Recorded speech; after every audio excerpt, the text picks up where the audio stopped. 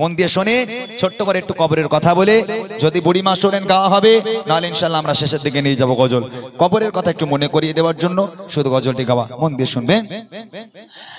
কবর কবর কঠিন কবর, সঙ্গে কে হো রবে না,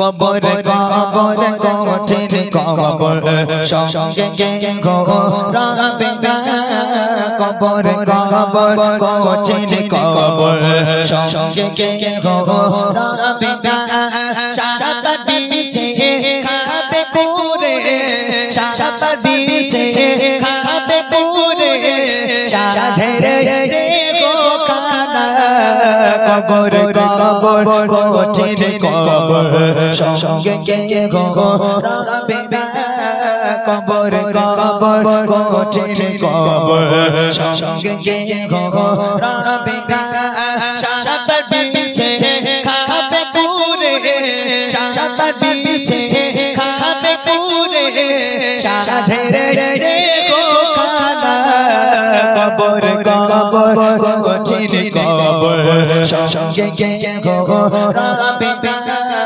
কবর কবর কঠিন কবর, সঙ্গে কে হো রবে না। মসজিদে এলান হবে আপনার নাম, কত মানুষ একের পর এক আপনাকে দেখতে আসবে, অমুকের বাপ মরে গেল, অমুকের মা মরে গেল, সব মানুষজন আপনাকে দেখতে আসবে, আপনার লাশটা বাইরে পড়ে থাকবে, লোকজন আসবে আর জিজ্ঞেস করবে লাশ কোথায় রয়েছে, তখন জিজ্ঞেস করবে না ফাতেমা, মর্জিনা, ওই কুদ্দুস, ওই জব্বার, ওরা ও মরে গেছে কোথায় রয়েছে, ওই রকম বলবে না, জিজ্ঞেস করবে হ্যাঁ লাশ কোথায় রয়েছে। প্রথম তোমার জীবন থেকে তোমার নামটাকে তুলে নেওয়া হবে, নামটাকে কেড়ে নেওয়া হবে। তোমার লাশ পড়ে আছে, তোমাকে সুন্দর করে গোসল দেওয়া হলো, কাফন পরানো হলো, তোমাকে দাফনের জন্য জানাজার জন্য মাঠে নিয়ে যাওয়া হলো, জানাজা হয়ে গেল, হয়ে যাবার পর সবাই খাটিয়া করে ধরে কবরস্থানের দিকে এগিয়ে গেল, তোমাকে কবরে নামানো হলো, বিসমিল্লাহি ওয়া আলা মিল্লাতি রাসূলিল্লাহ। আচ্ছা, কবরে যখন তোমাকে নামানো হবে, এই নামানোর পর তুমি কি জানো তোমার কি হবে? তুমি কি মনে করছো পেছনে হাজার হাজার মানুষ তোমার লাশের পেছন পেছন যাচ্ছে, সবাই তোমার সঙ্গে কবরে যাবে? হ্যাঁ, ও নয়, তোমাকে তো একাই যেতে হবে। কিন্তু একা কিভাবে থাকবে? কবি লিখছে দেখেন, মসজিদেতে এলান হবে, জোহরেতে জানাজা, জোহরেতে জানাজা, সারা জীবন আয়েশে আরামে করেছো নামাজ কাজা, করেছো নামাজ কাজা, কি যে উপায় হবে তোমার, কি যে উপায় হবে তোমার, তওবা পড়া হলো না, কবর কবর কঠিন কবর, সঙ্গে কে হো রবে না, কবর কবর কঠিন কবর, সঙ্গে কে হো রবে না,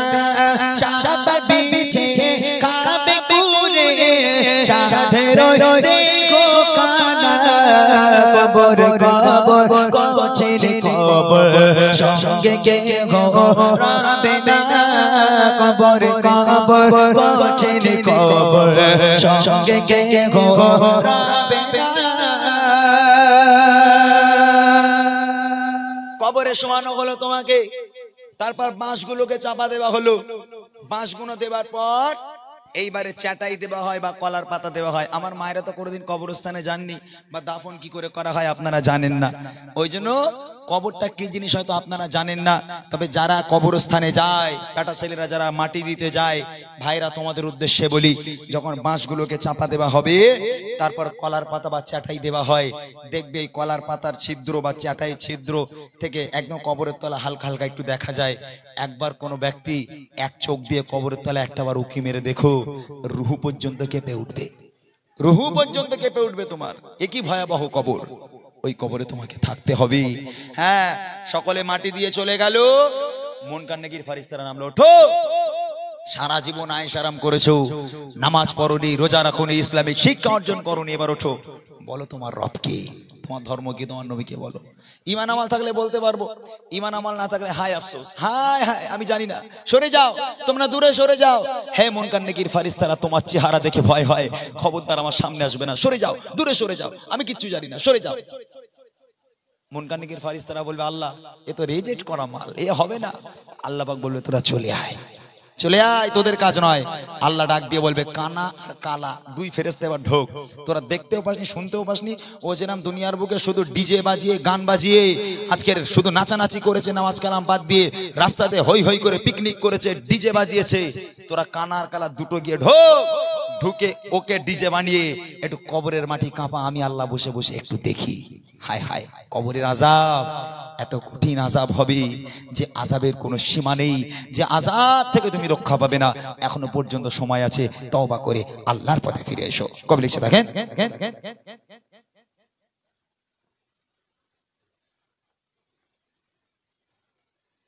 হ্যালো ব্যাটারিটা দাও।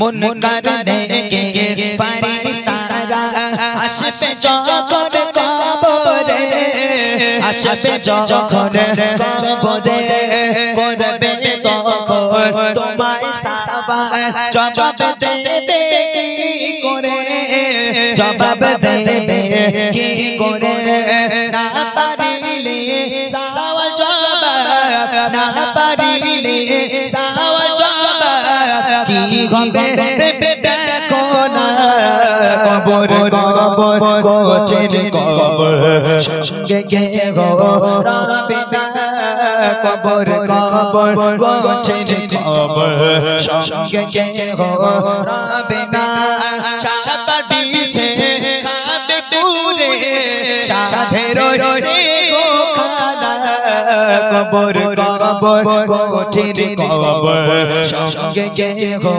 রাবে না, কবর কবর কোচের কবর সঙ্গে গে গো রাবে না।